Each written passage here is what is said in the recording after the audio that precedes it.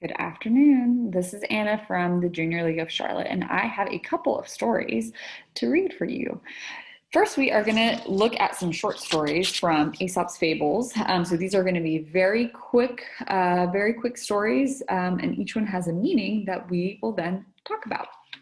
So the first story that we are going to read is called The Crow and the Pitcher. A crow, after flying many miles, became terribly thirsty. She searched everywhere for a place to drink, but found nothing. Just when she was losing hope, she discovered a pitcher with a few inches of water in it. At last, she said, "I'm saved." She tried to take a sip of water, but her beak was too short, and the pitcher was too narrow. She considered the problem for a long time. If I break the pitcher or knock it over, the water will spill and I'll be no better off than before. There must be a solution. Then she recalled a bird bath that was full after a rain. She remembered how the water overflowed the rim of the bath every time another bird landed on it. "Eureka," she said. "That's my solution." She began gathering pebbles and dropping them into the pitcher. With each pebble she added, the level of the water rose slightly. Soon the water was high enough for her to drink. Refreshed, she happily continued on her journey. So the meaning of this story, and as you guys can see, the crow is dropping little pebbles into this pitcher of water, right? Whenever she does that, the water level comes up and she was able to drink. So the meaning of this particular story, and if you guys can see, the overflowing pitcher of water is with a little planning, you can gain what at first seems impossible. So basically, sometimes it seems like something can be really, really hard, but if you think about, some solutions, you may be able to reach the goal that you were hoping to get. All right, so let's move on. I'm going to look through this book, get another good story for you.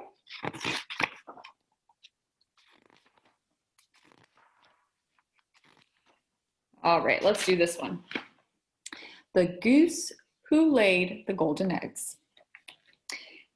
Now this one is about greed. So the meaning of this story is greed destroys the source of good. So the goose who laid the golden eggs. A farmer and his wife were barely getting by on the money they earned selling eggs and butter.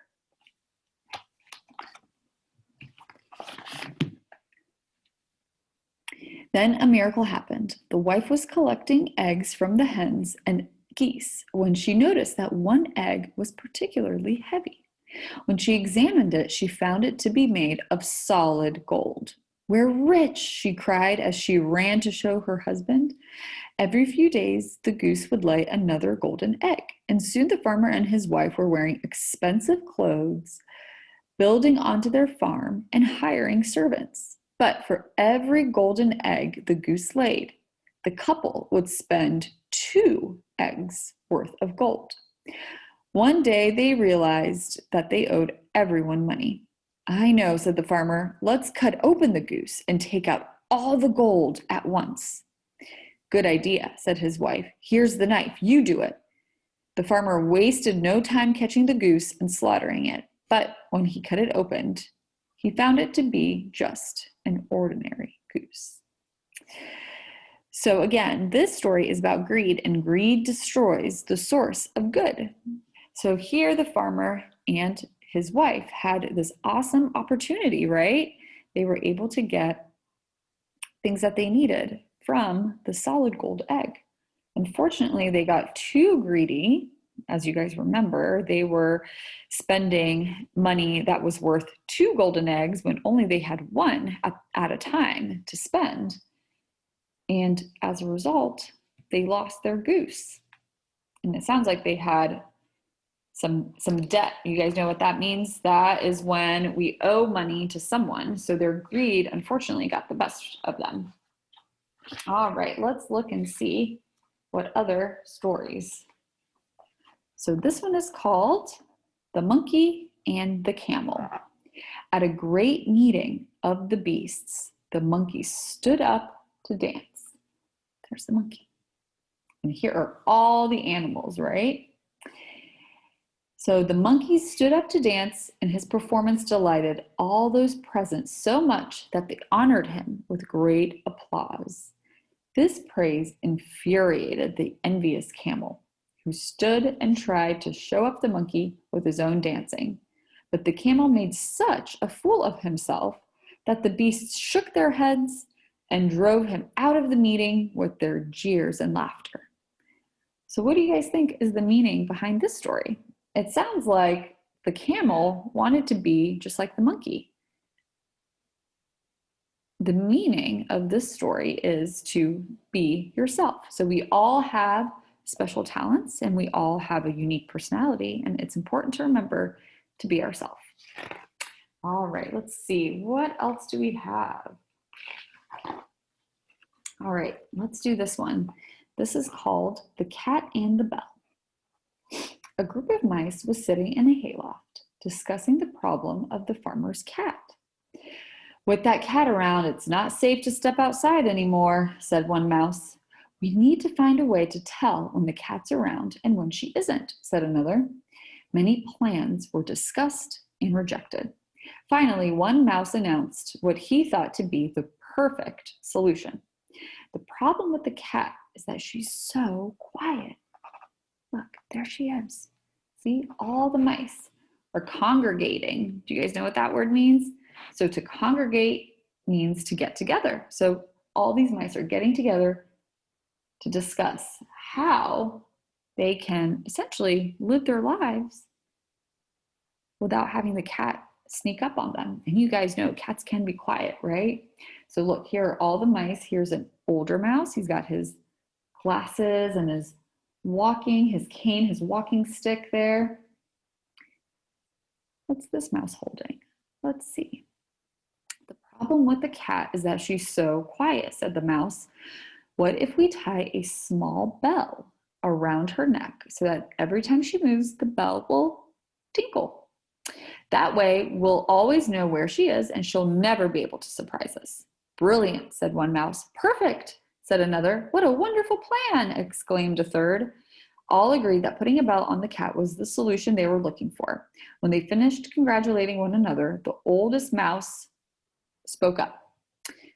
Putting a bell on the cat sounds like a good idea, but tell me which one of us will do the job. So the meaning of this story is it's easy to think of impossible solutions, right? So they were coming up with a lot of great ideas, but at the end of the day, one brave mouse had to be the one to put that bell on the cat. I'm curious to know if they ever decided who that brave mouse should be. All right, so let's do a couple more. What do you guys think?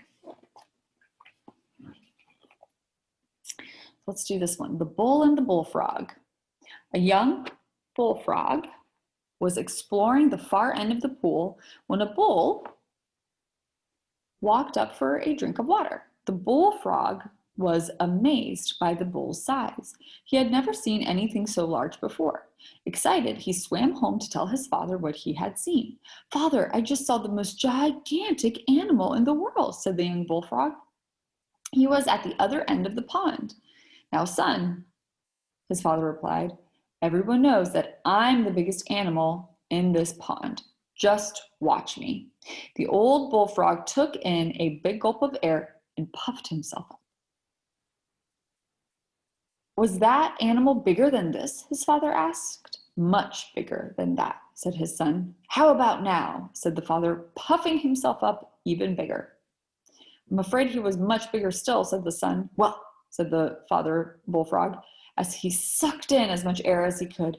He couldn't have been bigger than this, but he really was much bigger than that, replied the young bullfrog. Okay, son, watch me now. He couldn't have been possibly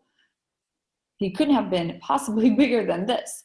The old bullfrog began to puff himself up even more when suddenly, bang, he burst into tiny pieces. So what do you guys think the meaning of this story means? It seems like that the father bullfrog was proud of the fact that he thought he was a big animal. And in turn, that pride caused him to burst into a bunch of tiny pieces.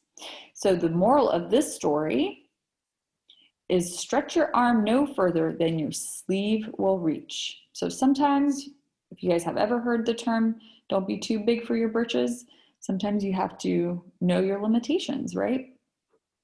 All right, let's see, we got a few more stories and then we can switch to a different book. All right, let's do this last one here. The Stag and His Antlers. I'll switch it over to the side so you guys could see the stag, which is a male deer. A stag stopped beside a pond to gaze at his reflection. "What splendid antlers," he exclaimed. "They're so large and elegant. Nobody has a more beautiful set of antlers than I." As the stag continued to study his reflection, he noticed his legs. "These awful legs," he moaned. "How long and thin and silly they look, such knobbly knees. Why can't my legs be shapely as my antlers?" Right, so these are antlers, which is what a male deer or a stag has. Just then the stag heard dogs barking in the distance. "Hunters," he cried, "and they're getting closer. I'd better get away from here." The stag leaped into the safety of the woods. He hadn't gotten far when his antlers became tangled in some thorny bushes.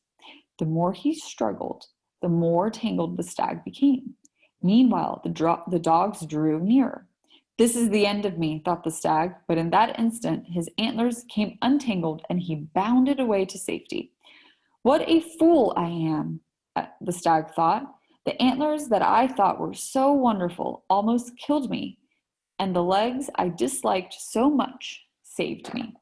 So the moral of this story is beauty is not as important as usefulness. And I think that is a good one to end this particular book. So these are Aesop's Fables. All right, so last book for you guys, and this one is a fun one. It's called Llama Llama Red Pajama, and it's by the author Anna Dewdney. Llama Llama Red Pajama. There's a little stuffed llama animal. Llama Llama Red Pajama reads a story with his mama. Getting ready to go to bed, right? Mama kisses baby's hair. Mama Llama goes downstairs. She goes. And what's baby llama doing? He's in bed, right? Llama Llama Red Pajama feels alone without his mama. Baby llama wants a drink. Mama's at the kitchen sink. She is busy washing dishes, right? Llama Llama Red Pajama calls down to his llama mama. Mama Llama says she'll be up soon. Baby llama hums a tune. Llama Llama Red Pajama, waiting for his mama. Mama isn't coming yet. Baby llama starts to fret. Llama Llama Red Pajama whimpers softly for his mama. Mama Llama hears the phone. You guys can see it ringing there. Baby llama starts to moan. He is getting impatient, right? Llama Llama Red Pajama listens quiet for his mama. What is Mama Llama doing? Baby llama starts boo-hooing. What is she doing? She is still washing those dishes. She's talking to on the phone, right? Someone gave her a call. Llama Llama Red Pajama hollers loudly for his mama. Baby llama stomps and pouts. Baby llama jumps and shouts. He is getting very frustrated, right? He's getting so frustrated because his mom has not come up yet. Uh-oh. Llama Llama Red Pajama in the dark without his mama. Eyes wide open, covers drawn. What if Mama Llama's gone? Oh no, Llama Llama Red Pajama weeping, wailing for his mama. Will his mama ever come? Mama Llama, run, run, run. There she goes. She drops the phone. She hears him. She's running, running, running up the stairs and runs into his room. Baby llama, what a tizzy. Sometimes mama's very busy. Please stop all this llama drama and be patient for your mama. Little llama, don't you know, Mama Llama loves you so. Mama Llama's always near, even if she's not right here. Mama Llama Red Pajama gets 2 kisses from his mama. Snuggles pillow soft and deep. Baby llama goes to sleep. The end. All right, I hope you guys enjoyed those stories, and we will have more for you guys next time.